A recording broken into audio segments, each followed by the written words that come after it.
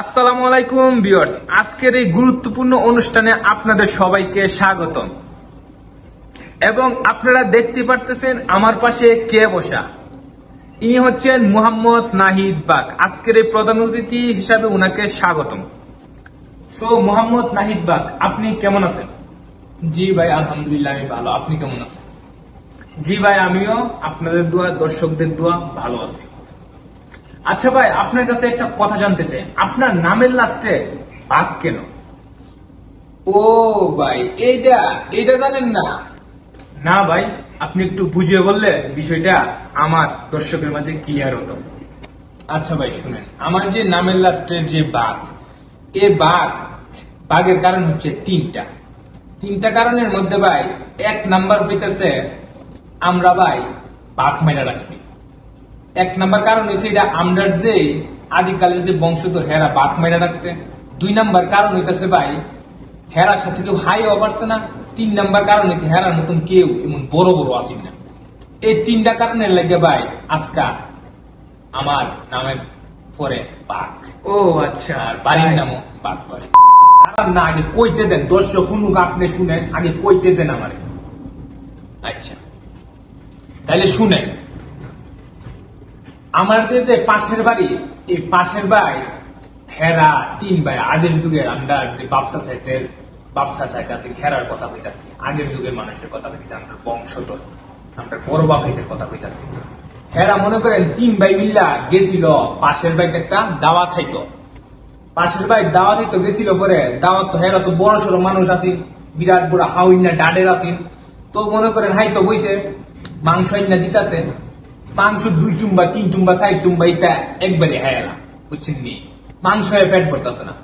ওরে শাহিদার দেখতেছে কিও মিয়া মাংস না করে বেশি কিনা। শাহিদার একটা মাংস শেষ। এই কথা হইয়া 3 ভাই উঠতে বসে পাই আয়া সেরা গড়ের মিজান আছেন বড় এক দেহা।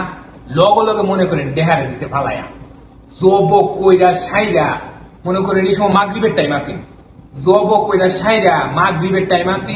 হ্যাঁ আর মনে করেন যে বুয়াইতাছি, হ্যাঁ আমরা বড় ভাইদের যে বুয়াইতাছি, বুয়াইতে মনে করেন বুরুনি সুরুনি আপরে সব রাইন্দা বাইরা সাইরা, মনে করেন রাইতে বিতে 3 ভাই মিল্লা গুরু হাইয়া গেছে।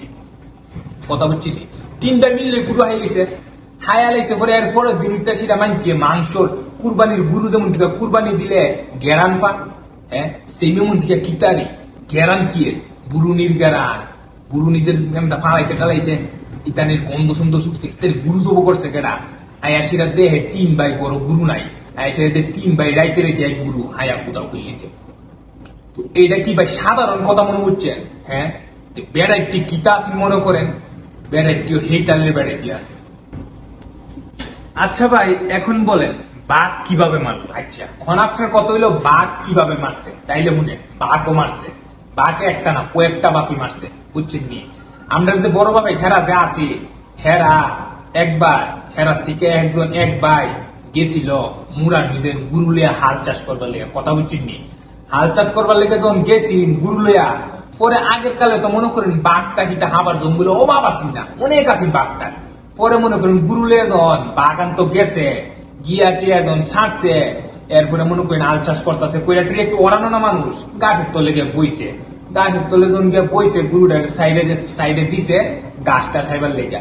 পরে গাছের তলে গিয়ে বই আসে সেমাটা হাইতাছে, পানি টানি হাইতাছে, আটকা যখন ছায়া দিয়ে পিছে দা এই কিতারি গুরু গেউ করতেছে কিরে দেহে এক বাঘে গুরুর গলার মিলেন কামড় দিয়া, পরে গুরুরে মনে করুন ফালাই আসিরা মানে দূর কামড় ধরে রাখছে। পরে তো মনে করেন কিতারি গুরু ধরলিছে আতো নাই ফাজন দুজন। পরে মনে করেন হ্যাঁ এক ভাই আছি মুরা, এই যে গুরুর এমটিকে ধরছে, এই কাহিনী দেখা মনে করেন কিলো 2-3 কিলো হইব, 3-4 কিলো হইব এতটুক দূরে মানে মুরাড আর কি। পরে মনে করেন হিয়ান থেকে আরেক বেড়ে ডাক দিছে, কই রে ফাজন লইয়া গুরুরে বাঘে ধরছে, হিয়ান থেকে ডাক দিছে মনে করেন বাইতে আগে যুগে তো মোবাইল আসেন না।